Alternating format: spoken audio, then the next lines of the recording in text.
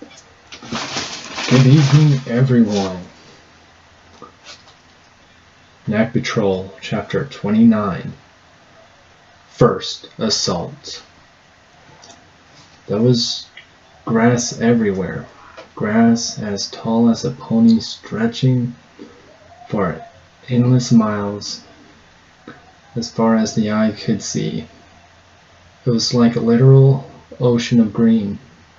The southern plains of Equestria were vast and unsettled, with only a few homesteads scattered throughout the entire region. Still, despite the low population, there still had to be a night patrol outpost, as long as there were ponies to protect. And for such a large area meant there had to be a decent number of patrollers. 25 ponies total, from what Sixes counted. Most of them were Pegasus and Lennon. Out here in the prairie, flying was a real advantage, as Applejack was figuring out first hoof. Applejack grunted and sighed in frustration for the first hour since meeting up with the unit in charge of the area, as she had to cut her way through the thick grass. Eventually, frustration allowed her to finally ride on P-Rex's back, as the giant pony was unaffected by the tall grass. "Are we getting close?" Applejack asked as they continued on their way across the grassy plains. When they arrived at the outpost, they received a report of mammoths on the very southern end of the plains, where the grass turned to badlands. Rallying the local unit, they set out early at a steady pace. The prairie was vast, and water was hard to find at times, and they didn't want to tire themselves out before meeting the enemy. Their orders stood. They were to take out the mammoths and any pony with them with extreme prejudice.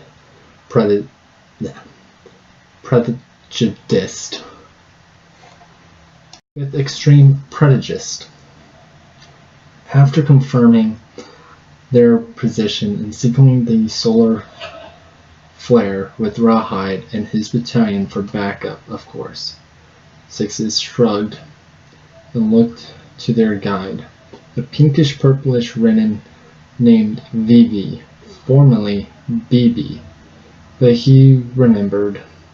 He wasn't sure why she changed her name, but it was a little concern to him. A lot of Renin changed their names after leaving the cave. Some just took longer than others to think of better names. About how much further Vivi flew back, letting her wing pony take the lead.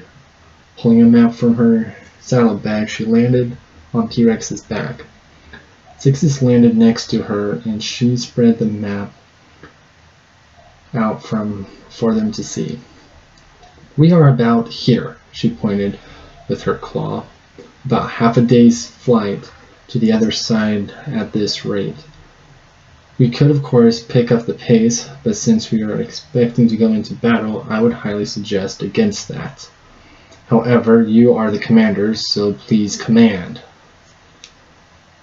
At their current pace, they could miss their target, losing control of the battlefield, something Sixes didn't like. Their numbers were small, and they needed to set up base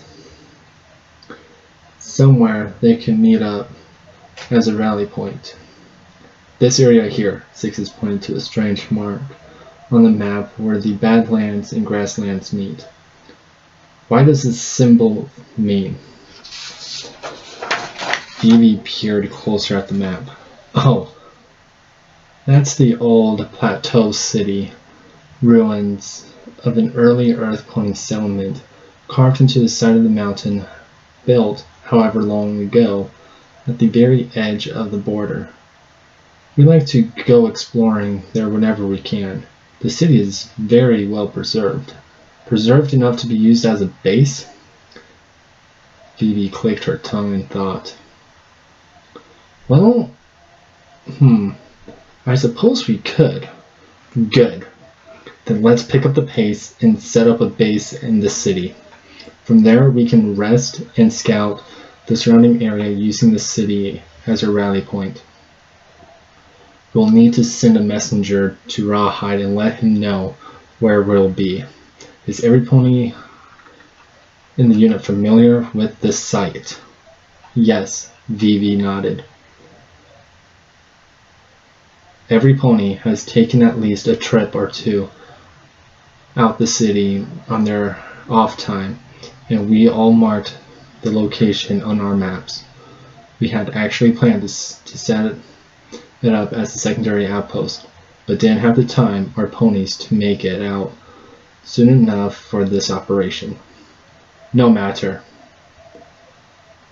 We'll get it set up now. Every pony double time it to the Plateau City. Dra! Vivi said abruptly. The city is called Dra'at.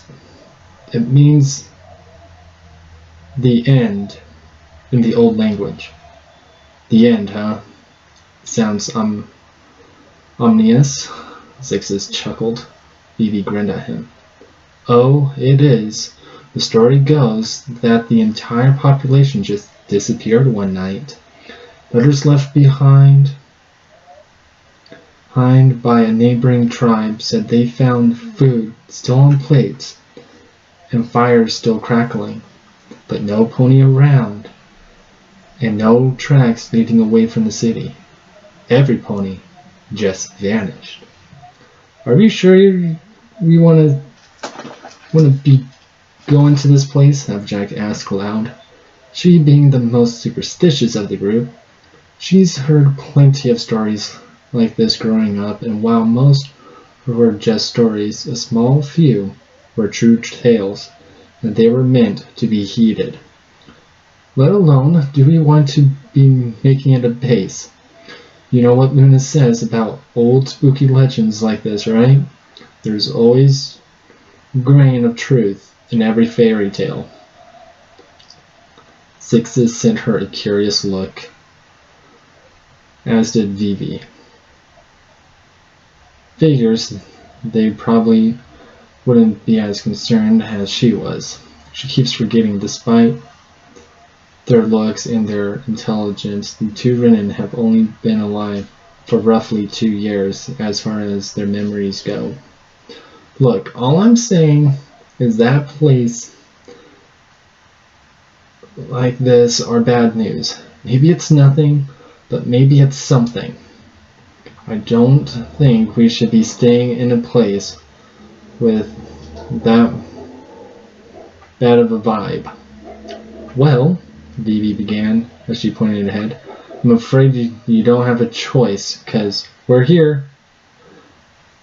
Leading P-Rex to the base, or the plateau, they arrived at Dra'at. The plateau village was a couple hundred feet up, with no ladders or footholds or trails to climb, just smooth rock all the way up to the city. Amazing. Did Pegasus build this place? Applejack gasped in awe, forgetting her superstitions for the time being. Beside her, Vivi shook her head. Nope. According to article data, Earth ponies did. Pretty amazing, right? Yeah. I still don't think we should stay here. We don't have much of a choice. It's too late in the day to look for another site, and we pushed P-Rex hard to get here. The big guy needs a rest after running around in all this heavy stuff, Zixis said, tapping a claw on P-Rex's armor. The chunks of metal were a burden, but it was useful for when they ran into the mammoths. Come on, let's set up camp somewhere up there and see if we can't get P-Rex up there somehow. The group set up at the top level of the village, seizing the chief's residence to act as their base of operations. Supplies were tucked away, watches and lookouts were assigned, and they even managed to get P-Rex into the city via a lot of rope and wing power. So far so good, was Six's thoughts as he settled down for the night. The morning wasn't very pleasant as Applejack came barreling through his door, letting in a very cold draft. "Sixes!" she yelled, pointing out the door to the snowstorm raging outside. He sighed, letting loose a puff of smoke from his nostrils to warm himself. He stepped outside and saw the shadows approaching through the sleet of snow.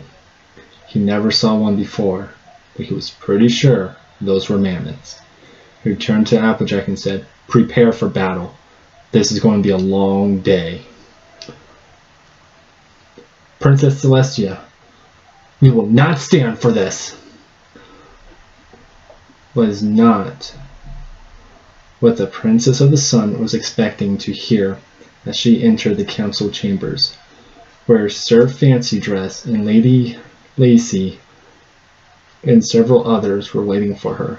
What could have them all in such a frenzy, she wondered, as she slowly cantered to her seat, saying nothing as she did so, instead gave them all a stern glare when she finally took her seat instead of her usual cheery welcome.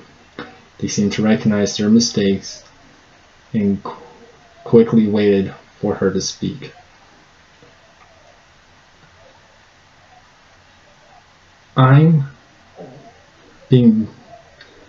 Am I being a too generous ruler?" she said, her glaze scathing hot as she looked around the room. "I do not wish to be seen as a tyrant who snuffs out the voices of her subjects. But if I am to be greeted with such rudeness as I just was, I assure you I will not be a tyrant. But I can be harsh. Now what has you all so riled up?" A shaky hoof passed along a piece of paper with King Silverus' seal. Carefully she levitated the paper up to her muzzle and read it carefully and slowly, and then read it once again to make sure what she just read was indeed correct. This was a declaration of war once more. The cause is because apparently Luna burned down a bordered village, herself with 3 others, something she knew to be untrue. Not just because Luna would ever do such a thing, but the timing. If Luna had indeed done such a thing, which she easily could, she would have to fly across the country, burn down a village, wait for Griffin soldiers to arrive, leave, and fly back. The soldiers would have to go back to their capital, and Severus would have to hear it, hold a council, and then send this letter, which could have only gotten here this morning. A fast response. Too fast. He didn't even bother to call her and Luna to get their side of the story. He just declared war. If not for his seal, she would think this is a joke. So we're at war then. How disappointing. And here I thought we could get past the past. Princess, how can you be so callous about this? Your deranged sister has brought this upon us. We should send her to Silverus so he can, the pony speaking. couldn't finish as a golden aura was wrapped around his throat as the nobles stared jaw-slacked as their beloved princess of the sun strangled a pony right before their eyes. As I said, I will not be a tyrant, but I will be harsh, Celestia said, making a slow canter around the table, carrying the noble in her magic as she did. And one of the things I will not tolerate is blind hatred. I know you all are not my sister's biggest fans. Her policies and plans can be frightening. She is changing things, for better or for worse. She is changing how we do things. Change is scary. I know that first hoof. But change is also part of life. Now, sir, sorry, I do not know your name, nor will it matter after this meeting, as you will not be welcomed back. Now, I want you all to think. Really think. What reason would my sister have to do this? What would she gain? Furthermore, what makes you think she, Luna, Princess of the Night, would get caught? To start a war? If so, why? Why did she go through the efforts of going to a Griffin Kingdom? Why waste her time? What makes you think she is that stupid? What makes you think I don't know my own sister? Finally, what makes you think I would turn against her? Celestia came to a stop and dropped the noble, who scrambled out the moment his realm touched the floor. The room was silent. Glad to see I have your attention. Have you thought about it? Have you let the facts and what you know play out? Do you realize that this is a false flag? I believe no. I know my sister was set up, and don't think for a second we can talk our way out of this. The Griffin army is ready for war, and we must be ready to greet them.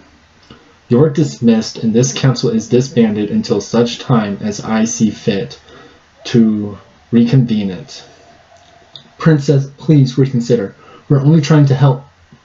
I need not help from ponies that have no experience in matters they barely understand. Now go. I have war to prepare for. She watched Fancy sulk out of the room with the others. A part of her felt bad, like it always did. But she couldn't be the motherly ruler she's been. Luna was right. She has been too soft. Actually, why bother with a council? The old council abused their authority while binding her with the law, causing so much pain and suffering right under her muzzle. Even this new council was already becoming a thorn in her and Luna's side. Granted, their concerns were valid, but how long before their power consumes them? If not them, then their successors? Perhaps the time has come for her to change some things too. While Celestia pondered the kingdom's future government, her horn glowed and popped a scroll right in her face. It was from Star's world. He found something out about the Chimera. About time! Though I wonder if it really matters now. Gathering her magic, she popped into the old stallion's lab. His back was turned to her, his attention focused on the Chimera's body on the table. An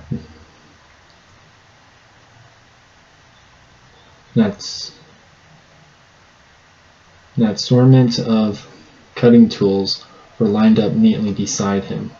Some of them have been used recently. Walking beside Star Swirl, Celestia peered over the stallion, knocking his hat out of the way so she could see. He had really gutted the creature. Nothing remained inside. The chimera's organs were lined up in jars on a shelf, all neatly labeled and sorted. "What did you find out?" she asked, breaking the silence. Star Swirl didn't answer right away. He seemed to be gathering his thoughts. Finally, he let out a tired breath. His eyes filled with sadness as he looked up at the princess. "I had hoped things would be better, that we all would be able to move into a new age of enlightenment and prosperity." He closed his eyes, shaking his head. "To think any species would be such savagery on their own kind, no less. It's madness." "What do you mean, old friend? Please, tell me what troubles you." "Griffins. This creature is made entirely of griffins. Mostly griffins considered defensive. The ones born with reverse bodies or born of common hybrids. I had thought the griffins have moved past their purest views. But to do this?" Star Swirl looked up and with silent tears running down his face. "What have I been striving for, Celestia? In the wake of chaos before Discord revealed himself, I helped the 3 tribes unite, only for them to go to war with the Griffins. After Discord, I left things to you and Luna. And yet chaos persists. Will this struggle ever end? Will we not learn our lessons?" Celestia smiled sadly at her old friend. He had spent his entire life trying to better the world, spent countless days researching, giving up so much in life, love, friendship, and family. Yet for all his sacrifices, the world he envisions is still far away. "It's hard, isn't it?" she said, dropping a wing over the old pony. "Watching the world struggle. I forget sometimes, despite of your wisdom and intelligence, you're in fact younger than me and Luna.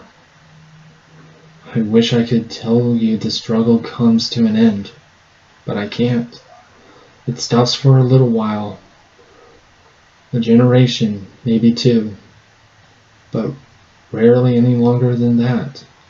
The best you can do is to make sure every pony else is ready to take up the case after you're gone." "When did you get to be so wise?" Star Swirl chuckled. "Seems the student is now the teacher. Congrats. I guess you're my successor in this never-ending strife for harmony." "I'm honored. Now what else can you tell me about this creature?" "We just received a declaration of war from King Silverus, and I'd like to know what he has waiting for us." "I see. Well, from the material used to create this beast, I would say anything similar will have higher than normal intelligence. How much will vary from creature to creature, but it is safe to say they will know how to think tactfully. Once more, it wouldn't be hard to believe if they have some specially created griffins to counter the Renin. I presume this beast and the Renin share a common creator." Celestia nodded. "Indeed. Hoofenstein managed to get away 2 years ago. I wouldn't be surprised if he..." "The Breezies." "The what?" "The little creature Severus gave to Luna. We must find it. There's no telling what it could do. For all we know, it could explode and blow up the entire castle." Star Swirl held her still. "Relax, Celestia. If they were capable of such a thing, then they would have done it by now. However, your fears are not unfounded. Now, how big are these creatures? About yay big? Celestia held up her front hooves and gave a scale of size. Hard to believe anything that small will be used for any more than spying. But we cannot be too careful. If what you say is true, then they could know anything. All the plans, protocols, signals, base locations, everything has been compromised. I fear so, Celestia. But we must focus on the important details. Have you told Luna yet? She blinked. She hasn't told Luna yet. Why hasn't she told Luna yet? Celestia turned and ran with all her might, screaming, "Fuck!" As she did so, she had to tell Luna what was going on. Hopefully, she wasn't too late. Luna touched down on the deck of the Mooncutter, panting for breath from her long flight. She received a message via magic scroll from Emerald Cutter asking her to come to the Mooncutter's location as soon as possible. The reason was not listed, but Emmy never sent a message other than mission complete. So Luna was left to assume things have not gone as planned. "Emerald, where are you?" she called out over the deck of the ship. Some of the crew stopped to look at her strangely. Why was that? Did she have something on her face? She had been eating when she got the message. "Emerald, report!" Princess Luna. "What are you doing here?" Emerald said, landing on the deck with Crusader and Topaz carrying her. "What am I doing here?" "I flew all the way here as fast as I could after I got your message.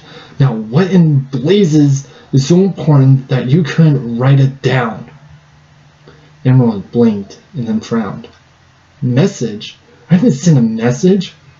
I was going to, but I just got here." "But I got your magic scroll." Do you remember I can't use that spell, right?" Silence filled the air. "Oh," Emerald suddenly snapped to, remembering she did have an important message to send. "I need to tell you that this crazy black alicorn slaughtered a griffin village and then transformed into you and declared war with the griffins." "Another alicorn? That's not impossible. There are no other alicorns beside her and Celestia." Emerald wouldn't lie though, so that raises some questions. Who is this black alicorn? Where did she come from? Where has she been since their kind was wiped out? Finally, why is she trying... No. Why did she start a war between them and the Griffins? Is she working for Hoffenstein? That's hard to believe. Call it racist, but she very much doubted an alicorn would work for an earth pony, no matter how smart or skilled they were. So did that mean Hoffenstein was working for her? We need to... Wait, if you didn't send it, who did? "Enemy incoming!" From the east, a massive army of griffins were flying straight towards them. At the head was King Silverus himself, and beside him flew an inky black griffin. "Battle stations, prepare for combat. Give them a full broadside." The Mooncutter groaned as the ship turned sideways. A dozen cannons aimed and ready. On the deck, lines of unicorns formed up, charging their horns, while Pegasus took to the sky and earth ponies filed up beside their unicorn comrades. and pointed their hoof cannons to the sky. "Hold!" Luna urged them, the griffin forces getting closer and closer by the second. "Hold! Hold! Fire!" The Mooncutter lit up with a dozen display of cannons, marking the beginning of the Second Griffin War.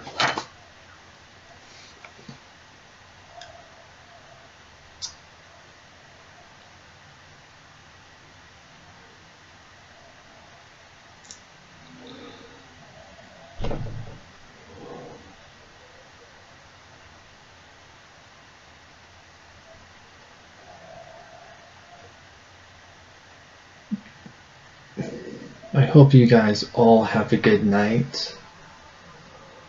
I have nothing to say on this chapter.